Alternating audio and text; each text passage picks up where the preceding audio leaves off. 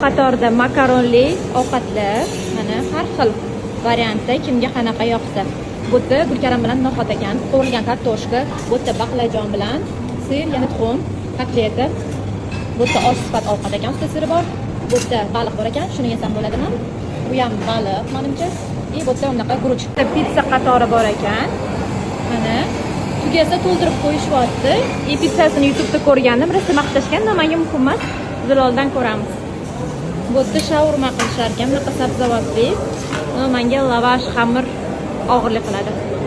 Kasha, shirinliklar, bu yerda shokoladlar, anaqa ovsyankalar, shirinliklar, jele, shirinliklar, bu yerda shirin souslar, mevalar, olma, to'g'ralgan mevalar, qovun, olma, olxo'ri va yana nimadir. Bitta xolodilnikda yana shirinliklar, morojnilar.